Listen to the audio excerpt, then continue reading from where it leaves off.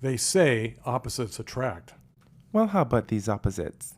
Daddies and sons. You're listening to Daddy and Son. A podcast where we explore the dynamics of daddy and son relationships, multi-generational views, and everything else in between.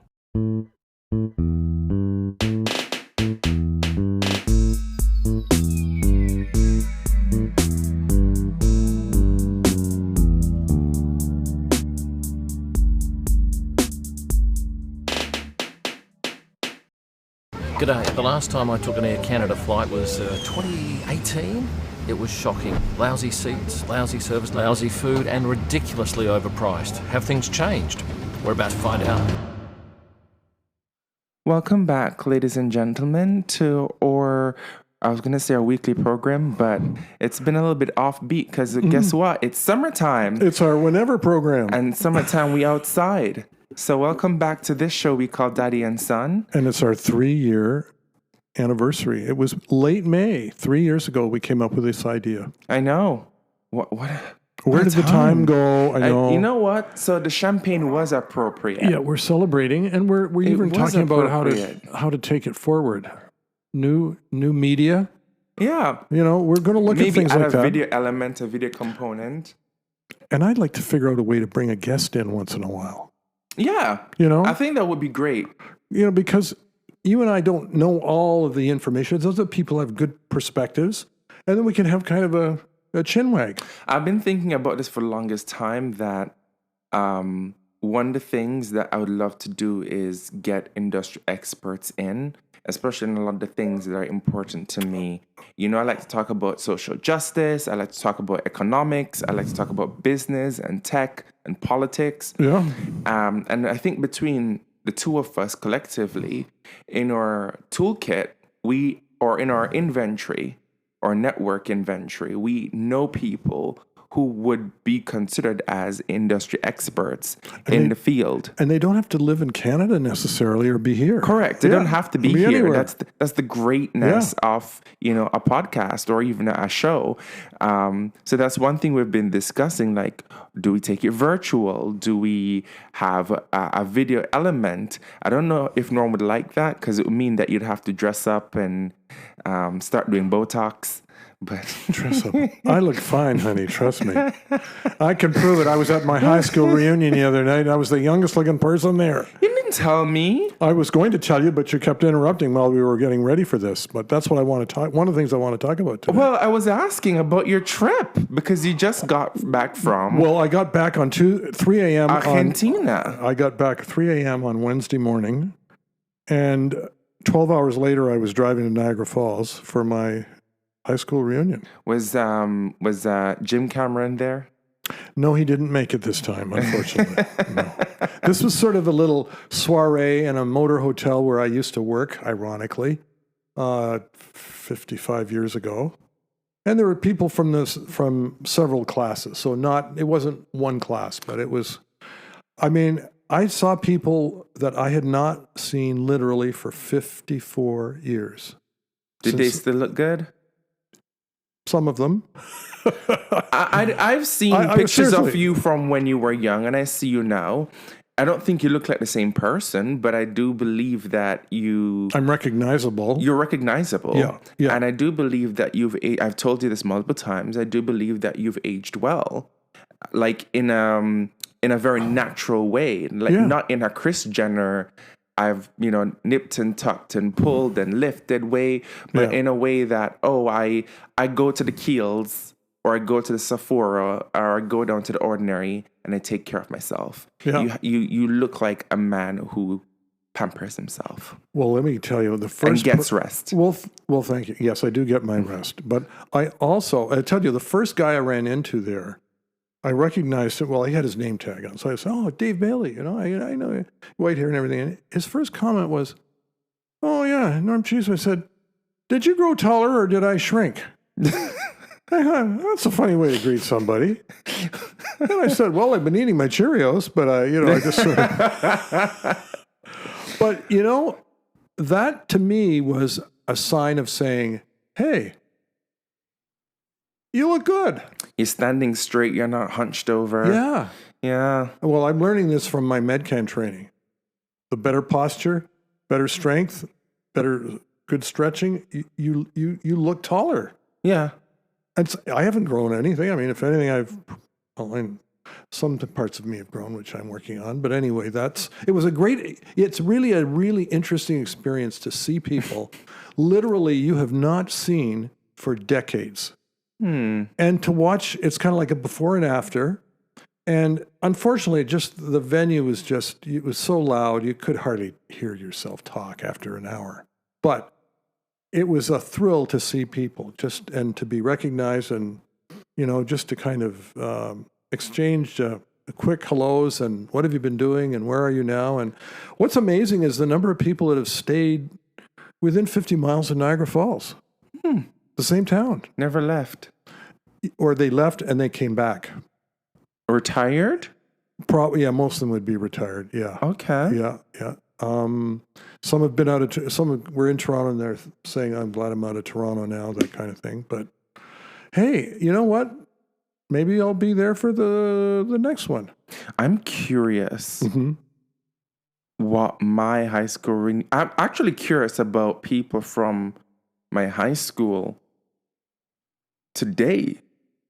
Like, where are they now? Does anybody kind of What keep are they in touch doing? with two or three? Like, all you need is somebody that keeps in touch with two or three people, and they can kind of create the network to build the mailing list. That's how we managed to do ours. Yeah.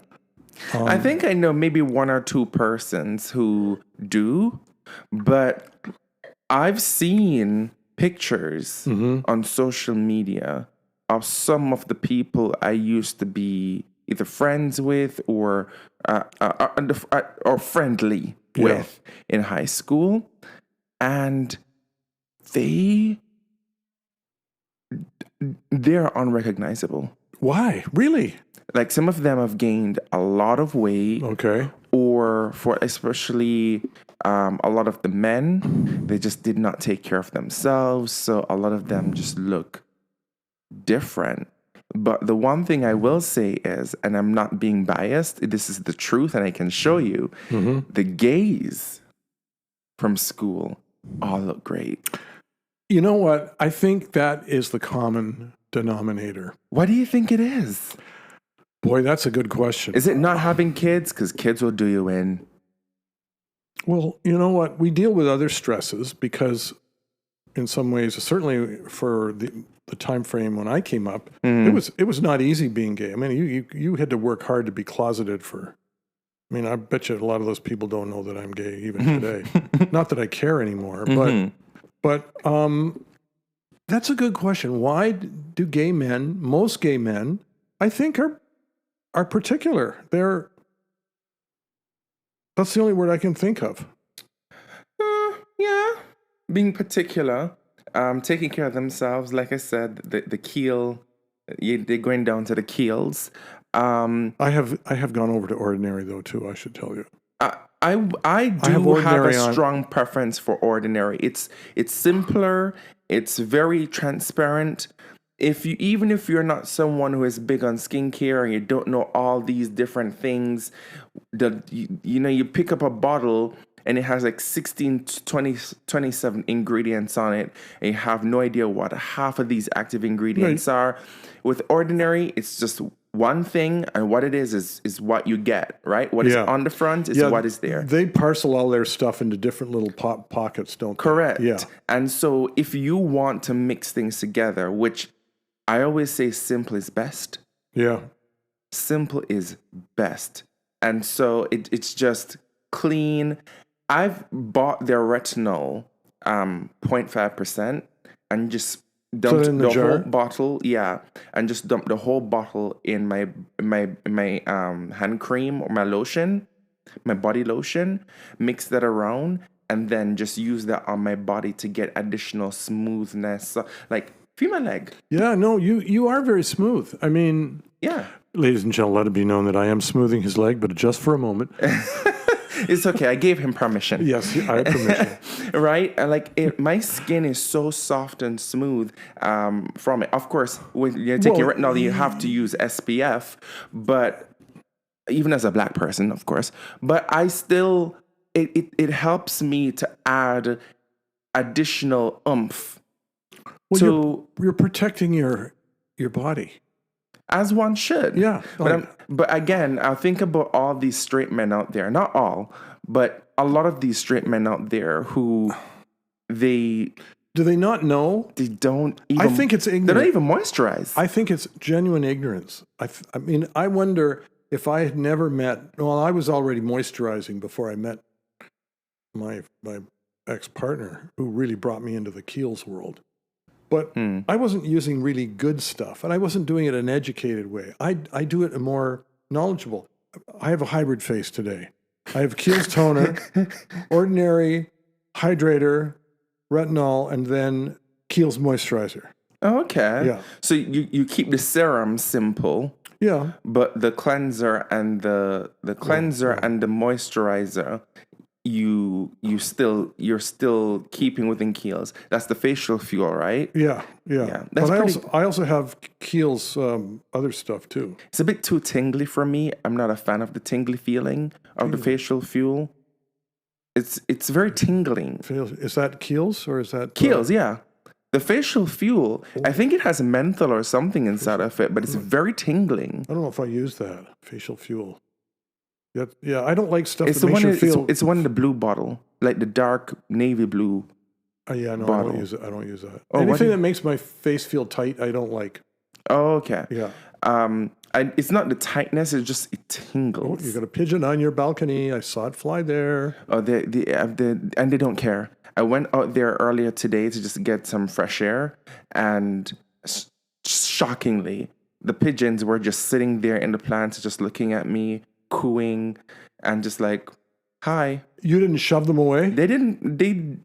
Well, no. But I yell at them. usually at human presence, they would run, but they just looked at me. I look at them. I was like, okay, well, you're minding your business. I'm minding my business. I keep it I moving. can't stand the buggers, so I scare them off. This is the 1 year I have not done a balcony garden. In previous years, usually I'm growing herbs, I'm growing some fruits or vegetables. Nothing too Darling, extravagant. you're not going to be here this year. But I'm not going to be here, and I can't trust anyone No. who has keys to my place, including Colston, to manage vegetation. No, you're Colston's very... partner is the green thumb, Yeah. but not Colston so much. Well, my thumb is definitely not green. It's dry. Even water doesn't work on my plants. I know people who have literally killed aloe vera. Like, how do you kill a cacti? Yeah. Like, how? Well, So yeah, I don't didn't trust have it in them. the sun. I don't know. I don't trust them, so I am just like, okay, never mind. This year I will keep the garden fresh, just plain. Fallow. You know how you learn in history how they farmed and they would have certain fields that they didn't plant in for a year to let it kind of restore and get the nutrients back in the ground. That's what you're doing with your balcony. Yeah. And with all the birds that are shitting inside Well, I was of going to it, say add the pigeon turret in there too. it will be completely nourished. Yes. Nourished Nothing- for a later time. Nothing goes to waste in nature. Even though my hope is that by the end of this year I won't be here. I'm hoping to move. In this move from Toronto or move from this apartment? Move from Toronto. Oh boy. Yeah. Oh boy. That has been an ambition of mine for quite some time. I want to move somewhere that is a little bit more slow paced, that doesn't have traffic, that, if I want to drive to Costco, it's a 20-minute drive and not an hour. May I comment on that? I went to Costco today. I hadn't been there for a month. I couldn't believe the number of cars at literally 10 a.m. in the parking lot. 10 a.m. 10 a.m. Wow. compared to what it is on a Wednesday or Thursday. I would say there were probably twice as many cars at an early morning. Imagine what it's like on a Saturday. I'm sorry, I don't like crowds like that. I don't like competing. Although when you get in there, Neither do it I. really doesn't seem that bad. They process you quickly and everything, and you're in and out. No, I'm sorry, it is that bad. Yeah. It is that bad. There was more traffic inside for sure. But My issue with Costco is everyone taking all them damn kids. I see. They put up with the minivan. But you go in the evenings usually. Granny's there, auntie's there, mummy's there, daddy's there, and the 4 kids. Yeah, well, you go in the evening. I go during the day, and you don't see so many kids there. They're in school. You will soon. Yeah, that's for sure. Because it's summer holiday. That's for sure. So, and I'm just like, why don't you leave the kids at home with granny? If all these people are in the car, where are you putting the goods? But that's because they didn't come to shop. They came to have samples and eat the hot dogs. And then they just walk around Costco, not even single file, but come wide open or in V formation, taking up the whole space. I can think of much better ways to entertain your family than going to walk through Costco. But anyway, I don't have a family to do that with, so I'm not the expert. It's a very specific type of people. I'm not going to say anything on air because I don't want to be polarizing. But if you know, you know. Mm-hmm. If you know, I'm going to watch. Know. Okay, next time I'm there, depending on what it is, I'm going to observe for that because I didn't catch that. I mean, but anyway, Costco's great once in a while, once every 3 or 4 weeks. Is that your regular, or you're there more often? When I lived in the suburbs, I used to go almost every couple of weeks. Yeah. But now I really go like every 6 to 7 weeks. Oh, wow. Because I will go to Farm Boy instead and get smaller batches of stuff. Yeah. But when I did live in the suburbs, I used to go because it was either that or No Frills. And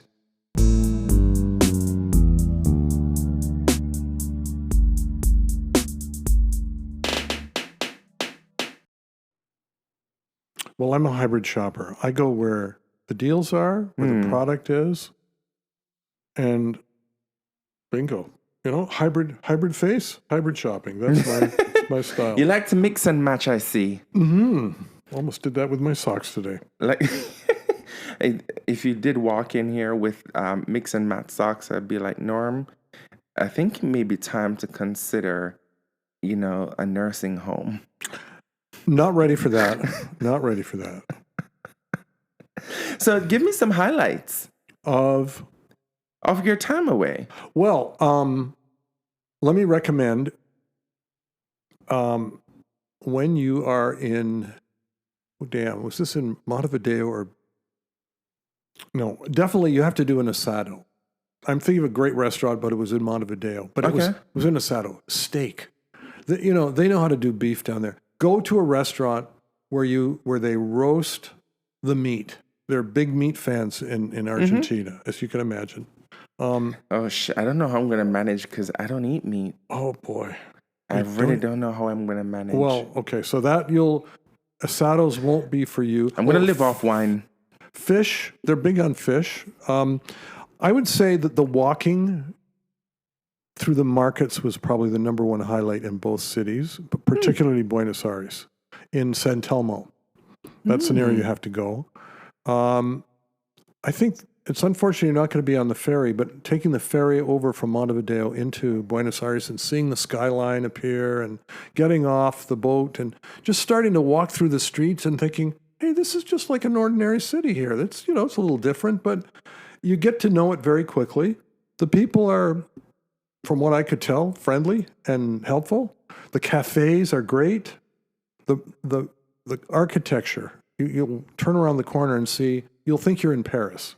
Literally, you will think you're in Paris. Is that what people in your travel company thought? Well, the friend I was with, he was big on doing things like he wanted to go for a bike ride. So he rented a bike with a group of people, and they went all around the city for 3 hours one night. Oh, okay. I didn't feel like doing it. I didn't feel dressed for it because it was quite chilly that night. Like it was around 8 degrees. That's, you got to be bundled up when it's that cold and you're riding through. I would say that the other highlight was just walking where the people walk, just absorbing the city through the eyes of. The other thing was, it was a national holiday, 25 de Mayo, the 25th of May.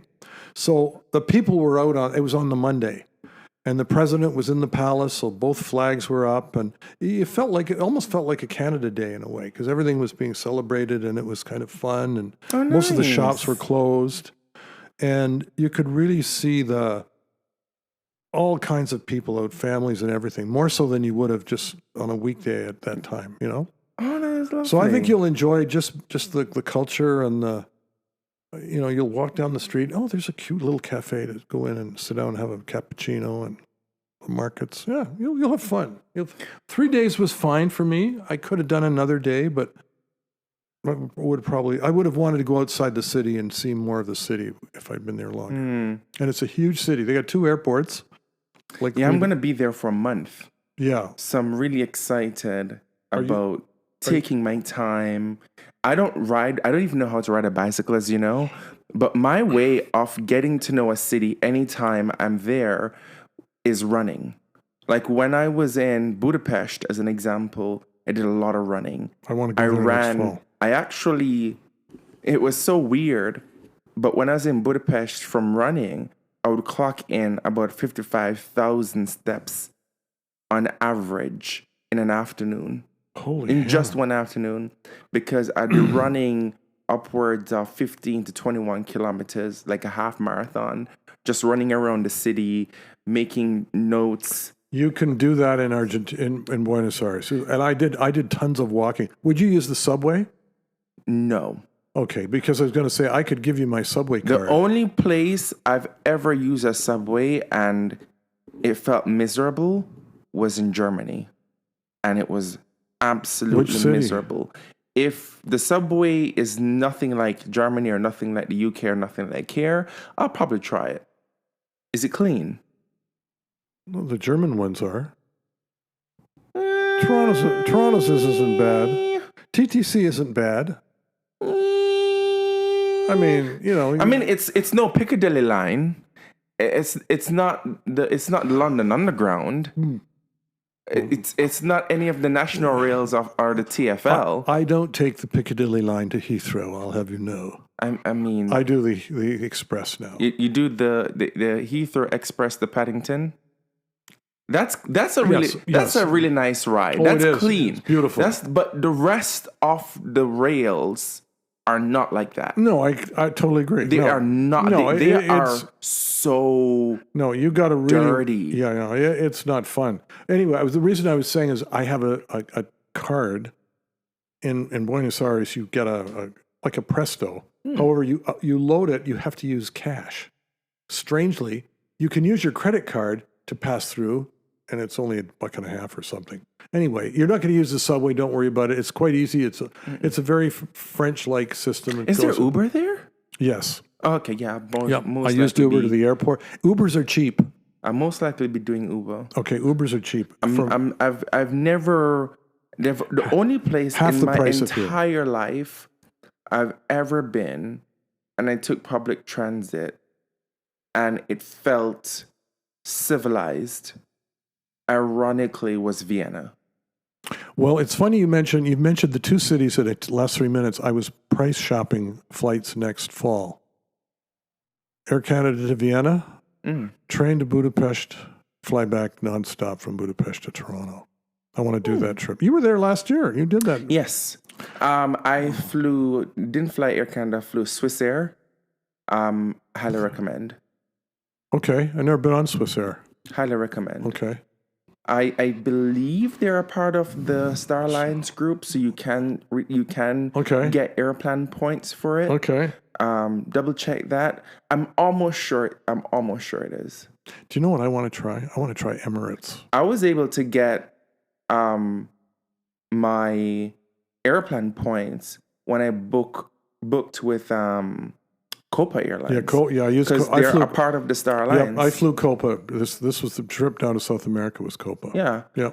Now, I have a question. Because I've never really taken note of this. Do you get your full points as you would if you were flying on Air Canada, or do you just get partial SQL? That is a good question. I don't know how many points I got for this trip. Did you check your app?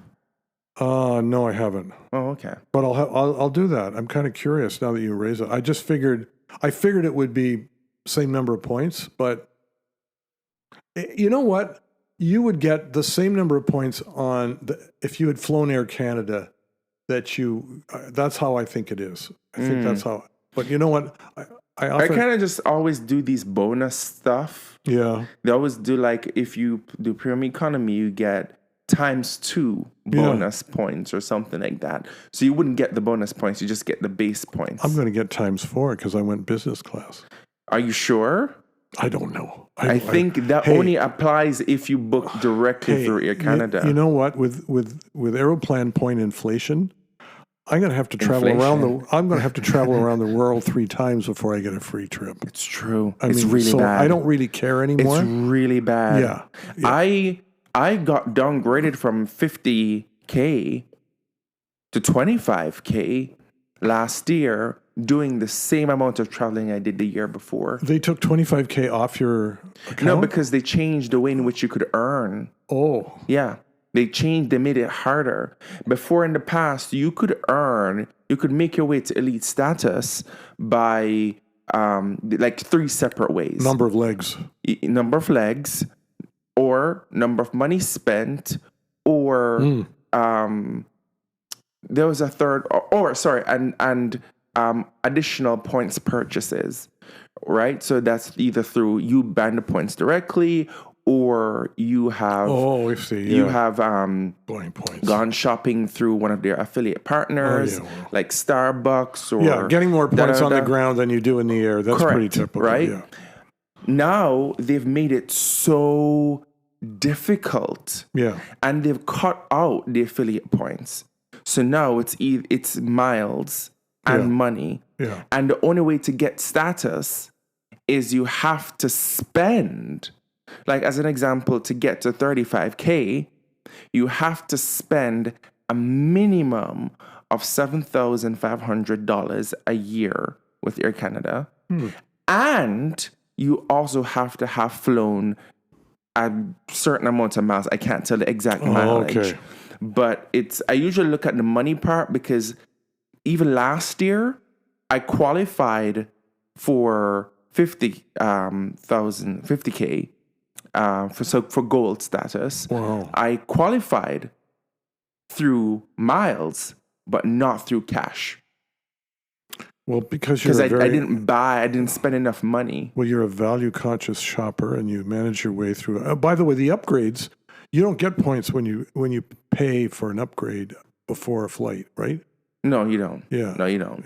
Yeah. You only get your base points. Yeah. But you don't get any additional points on the upgrade. You get the benefit of the service that you're moving up to, but you're getting a discounted price for it. And that was another thing fair. too. I decided that this is the last year I'm going to choose, because at the end of the year, when New Year begins and you reset, they ask you what benefits. They'll say, this is where you are this year. You're 50K, you're 35K, or 25K, whatever, or you're elite, you're 100K, right? And then they'll say, what benefits do you want to choose? And they have a whole list of them. And you choose from the list of benefits. And some of the list of benefits could be... They didn't ask me. They always ask everybody. I thought it was just... So they maybe just push in a default because you didn't select it. But they always ask you, they'll be like, do you want on all your booking, no matter what you're booking, you get ×2 bonus points? I didn't know that. Or they'll say, do you want a companion pass? Meaning that if you buy a ticket, then you can buy a companion pass.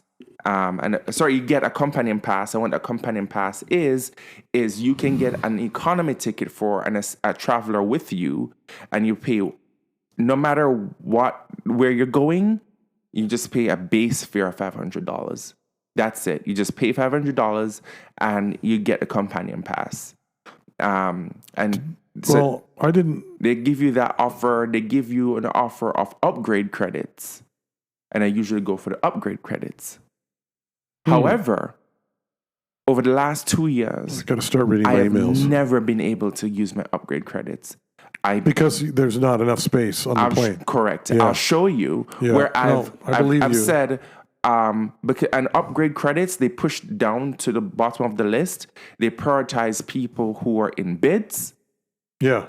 or who pay the full price or up who front. paid the full price up front. Yeah. So You're just better to take your chance with an upgrade, before. Like when we went to Jamaica a few years ago. Yeah. I remember, and that wasn't a bad. It was $250 upon to upgrade. check-in, they offered you Was the the day upgrade before. for two. It was the day before because you could check in the day before. Yeah. That's what I do. I have if I'm not going to. That's when I determine whether I'm going to spend the money. I found it. I wrote Air Canada a very strong letter, and I was like, "This is a scam." Good for you. And then they wrote me back saying, "We're sorry that you feel this way. We prioritize, just like you said, we prioritize people who pay full price, and then upon as it relates to upgrades." Even though you have the upgrade credits, we also prioritize. We give first preference based on status. So if you're an elite status, you get first. They give you first dibs. Versus if you're competing with. It's like being in a pyramid, and for me, that's exactly what it is. A pyramid scheme. I'm at the bottom of the pyramid. The only way I'm going to get a seat up in business class is to shell out money, or to get lucky and pick a flight where there are a lot of seats open, and I can upgrade for 30 cents on the dollar. Otherwise, I don't even want to talk about using my points or anything else because that ain't going to happen. Yeah. But that's the airline industry. The point is, everybody's still traveling right now. But why? I can't believe it. Even with higher prices in the economy, we're officially in a recession. That is true. People are traveling like anything. I'm a little bit. I don't. Yes, I hear you. But when I go to the airports lately, both here and internationally, they're empty. I've traveled thus far 3 times this year so far. Yeah. And each time I've traveled, the airport, I've not spent no more than 5 minutes in security checkpoint, no matter where I was. Do you have a Nexus card? No. Oh, that's pretty good. I purposely don't get one of those because... Why not? I probably shouldn't say it on air, but I purposely don't get one of those because I usually bring in more than 1 bottle or 2 bottles of alcohol. Okay, that's a good point. Because if you're going to have a Nexus card, you got to play by the rules. You have to, yeah. And I'm just like, fuck that. Well, and Nexus, these days, it doesn't even make a big difference because, like I said, I know I'm not spending more than 5 minutes when I get in. Well, I know. All you got to do is put your passport down, look at the camera, and bingo, you're through. And you're done. Yeah. Plus, since COVID, they had the pre-check, the app, the Arrive Can. Yeah. You fill that out on the plane. Use the free Wi-Fi on Air Canada or wherever. Most planes these days have the free Wi-Fi. Virgin has it. Air Canada has it. BA has it. Those are the ones I usually fly. I want to fly Virgin Airlines sometime. Is it good? If you think Air Canada is anything, if you fly Virgin... You will. I want to. I've been using off all my points because I'm going to try and get into the Virgin ecosystem. Do they fly from Toronto? Yes, they do. They do now. Eh? It's just civilized. You hear me? Well, also Emirates. It is just civilized. Somebody on the walking tour we were on in Buenos Aires, he was from Istanbul. And we got talking about airlines, and he said, Emirates business class is better than Air Canada's. Oh, yeah. I've never flown Emirates, so I can't speak to Emirates, but I have flown Etihad. Oh. And that's the official airlines for Abu Dhabi. Yes. And Abu Dhabi and Etihad is... I've flown them. You've flown Etihad? On YouTube. I told you how I ended up getting my upgrade, right? On Etihad. No.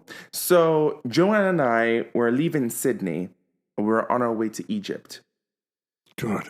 And Australia to Egypt. That's quite a route. That's a long, long trip. Yeah, it was a 2-day trip, 17 hours each leg. That's where I got like this. From the cut from the same marble that they used to build the pyramids. Oh. And that's my name in hieroglyphics. Wow. It even almost looks like a pyramid.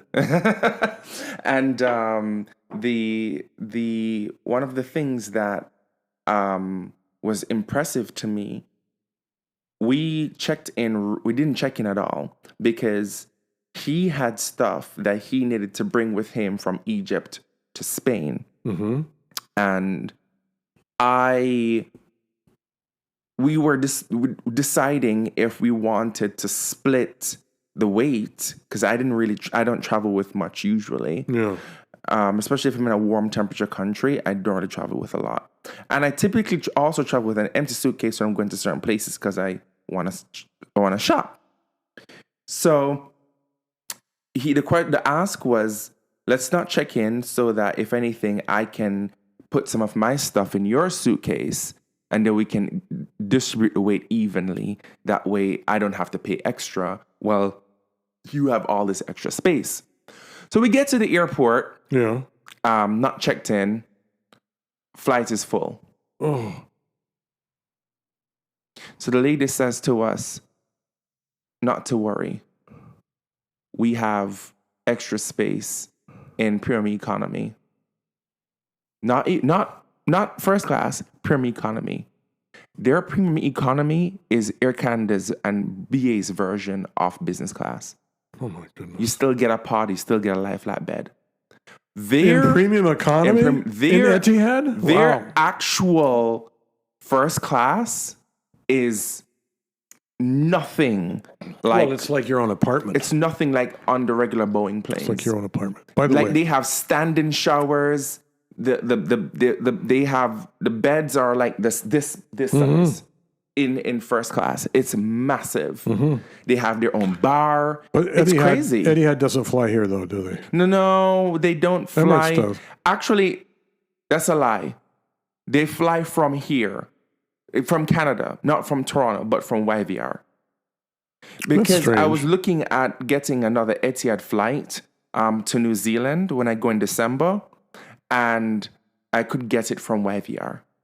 Wow. Yeah. Hey, listen, lately there's been in the news, there's been examples of Canadians that have had their bag tags switched at airports, sometimes in Toronto. I saw that. And they have... Let's talk about it. I did see that. Well, yeah, and they get to the destination and their bag, so-called their bag, is full of drugs and they get arrested. So the question is, what do you need to do here to prevent that from happening? And one of the suggestions was take a picture of the contents of your bag. Even I would suggest put a piece of paper with your name and date. And then when you get to the airport and you've got the baggage tag for your suitcase for that flight, take a picture of that so they see the bag and the barcode and the number and the information on that. I would even put an Apple tag in your suitcase. You absolutely prove that is your bag that you packed when you left here. I don't even want to tell my secrets on air, so I'm not even going to tell my secrets. I do put Apple tags on all my luggage. Yeah, I do. My carry-on has a Apple tag. Let me show you. I believe you. I have an Apple tag. I have Apple tags. When I say everything, I mean everything. My keys, my carry-on, my suitcase, like everything has an air tag because I buy the bulk. Mm-hmm. Yeah. Shout out to Mama Colston. He actually gifted me. I got 24 of them for $10 the other day. He gifted me. I could have given you some. The pack of 6. Oh, I got 20. And so I just put one Apple AirTag in each thing. I'll put one in my carry-on bag, one in my backpack, one in my suitcase, one there. How I put it in there though, it's a way that you can't see it. That's good because I can't find where mine are that I put in there. If you look into my suitcase, you would have to really, really search hard to find it. Mm-hmm. Because not only did I put it in there, but I surgically had sewn up back the suitcase after I'd put it in the suitcase. People won't find it. So it's in the lining of the suitcase. But the fact that you even have to do that because... And there's criticism that there's lax security at Pearson Airport. There's probably... Well, that's really where it's originating. I mean, if you're a Canadian traveling from Toronto and this happens to you in another country, the problem happened here initially, right? Otherwise, yeah. So, I mean, we're a little. So what is it that people are finding that the suitcase that has their name on it is the suitcase with drugs? Yeah, somebody in Terminal 1 is taking your baggage, your baggage tag, and putting it on a suitcase with drugs. And who knows what's happening to your suitcase? I mean, it may not have one, or maybe they've switched it. If they've switched it, that's pretty dumb, because then they're leaving a trace. Chances are there's nothing on your bag; it's just sitting there. But you see that wouldn't work on me. You know why it wouldn't work on me? Why? I have very distinctive suitcases. I don't have generic suitcases. My suitcases are hard shell. They're very bright colors, like baby blue, like bright orange, well, that will like be neon helpful. colors. And I never, ever, ever, ever put locks on my suitcase to make people think that I have anything valuable in it. And I always decorate my suitcase, like I'll show you my suitcase later on. It's decorated with pride stickers. Good. Take a picture of it before you put it on the plane. So it has like rainbow stickers all over it, and it has like love is love and all that kind of stuff. So my suitcase looks gay AF. So if you are, let's say you're somebody, and originally I didn't do that for the swap situation. I did that for people stealing other people's suitcases. If you're a thief or a gangster, chances are you're not going to want to steal the suitcase that looks like My Little Pony. You're not gonna want to steal that suitcase. There's some truth. I can see that. I see your point. But if it's a generic black sleek suitcase that has nothing on it, chances are you'll probably grab that and walk out with. And if you get caught, you just be like, "Oh, I thought it was mine, or I thought it was my wife's or somebody else's." But if you're gonna pick up a suitcase that has like pony stickers on it and a rainbow heart stickers on it, you know, what's your excuse? Are you gay? Why are you gay? We'll find out at the other end. You know, so it works for me every single time. So you check baggage a lot. All the time. Oh, okay. See, I'd want to... Because as you know, with status, you get one free checked bag. So I always check my 2 bags. To me, that's just a leisure trip. And I always bring a lot of shoes and an empty suitcase. Or sometimes I bring a suitcase just full of shoes and then another one with clothes. So I need to check them both. And I always use priority checking. Always. Yeah. And that sort of helps too, because when my suitcase comes out, I know my suitcase is the one with the orange tag, not the regular tag. Now, elitism is alive and well. Well, I wouldn't say it's elitism.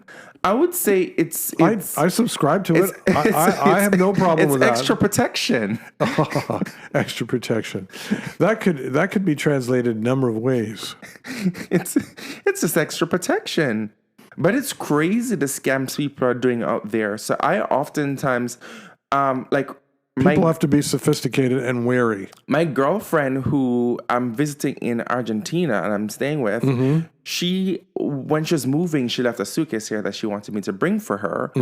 And she wants me to put a lock on it.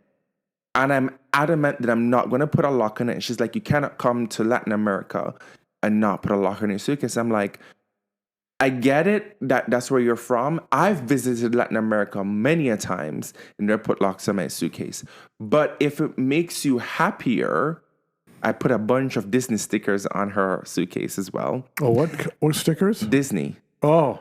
Like, so it's you cannot... Decals that you can take off real easy. Yeah. Right, yeah. Correct. So you can't say, oh, I thought this was somebody. It's obvious that this is not yours. Yeah. And I also said to her, what I'll do is, instead of putting a lock on it, I would wrap the suitcase. So, you know, a lot of people, they wrap the suitcases with plastic wrap. Yeah. So I'll plastic wrap the suitcase. And I That's think an idea. That will also be of an added protection, because... You can do that at the airport too, can't you? Well, I have the plastic wrap here. I just bought it. I went to the Home Depot, bought the industrial plastic wrap, and I have it here. Wow. So I wrap it at home before I get to the airport. Wow. Save myself a bunch of money. I'm not a fan of checking bags, unfortunately, because I had a bottle of booze taken out of a flight for Chicago to Toronto on United Airlines. And I remember writing, this is back in the 80s, and I wrote the president of the company a letter. I said, well, the skies of United might be friendly, but the baggage handlers on the ground sure aren't. And they sent me a check for $15 to replace the bottle of booze. Oh, yeah. Nice. Well, let me be honest. I usually buy a lot of booze when I'm traveling, and it's hard for me to do that. And I don't usually do it at the airport, because what they have at the airport is usually very limited and it's controlled. So like if I'm in Mexico and I'm buying mezcal, I'm usually buying mezcal from like the mom and pop who makes their mezcal in the back on the top of the stove or in the shed in the back, and I buy a couple bottles. Or if I'm in Alberta, okay, how do you get them through security? I'm buying moonshine, from the farmer out in Alberta who grows it in the back of his ranch, who distills it in the back of his ranch and put it in a mason jar, and that's what I'm buying to bring back home. So for me, because I like to support the local economy and not just get something directly from the airport, I have to check it. Because I can't bring it in my carry-on. That's right. So, that's just why I'm a check-in queen. That's check-in queen. I got to remember that one. Well, it works for me. I think the advantage of using check-in is that you can bring your skincare products. You can bring things that you kind of want to use at home. Yeah. Because I don't have all that. You can't do that when you're very, very hard. You cannot do that when you're doing carry-on. Yeah. And I used to be of the mindset that I'll just travel without a suitcase, just whatever I can carry my back, carry on. And then when I get to where I'm going, I will go to the nearest Boots or Shoppers Drug Mart or CVS or whatever the equivalent would be in that area. Yep. And I learned really quickly that not everywhere has the stuff that you're accustomed to. No, that's right. No. And that made that made my life a lot harder as I start traveling outside of North America. Yeah. And outside of the usual places in Europe. And you're not sure what you're buying either. You don't know the quality and what it's going to do to you and all that stuff. And I like to bring my lotions and potions. I totally agree. Well, we've had a big travel discussion today, haven't we? I mean, this is very appropriate. I know. The tips for the girlies. Yeah. Well, you're the expert. I mean, I've done a lot of traveling in my lifetime, but lately you have just been. You travel more than I can. And you know what? As I get older, I find that, the last time I was here, I was a little, I'm been called a nervous traveler. I get very antsy about, is everything going to work out and blah, blah, blah, blah, blah. You'd think it would be the other way around. I think the traveling should help you relax, if anything. You need to learn to relax when you travel. Maybe you're not relaxed because you're only traveling you're going all the way to Argentina for 5 fucking days. Maybe that's why you're not relaxed. Maybe you need to go for a whole month. Then you can relax. Well, I'm going to have to figure out a way to travel like you do with your laptop and with, the job I do is supposedly focused on Toronto. But you know what? I very rarely see anybody in Toronto for a month that I'm working with. It's all virtual. So what? I'm maybe down in Barbados with a friend of mine for a couple of weeks. Big thrill, eh? I mean, if you know that the work that you do, you're not seeing someone in person for at least a whole month, you don't need to ground yourself here. Yeah. I'm getting to that point. You can schedule your life. If you need to meet with your stakeholders or with your donors or whatever the case may be, what periods of the year you have your donor meetings or your board meetings or your AGMs. Yeah, you can plan around that. You plan around it. The only issue is whatever facility you are in, you are at their internet, their Wi-Fi is. You got to hope that it's working that time. It's not always 100%, depending on where you are. Carry a mini hub with you.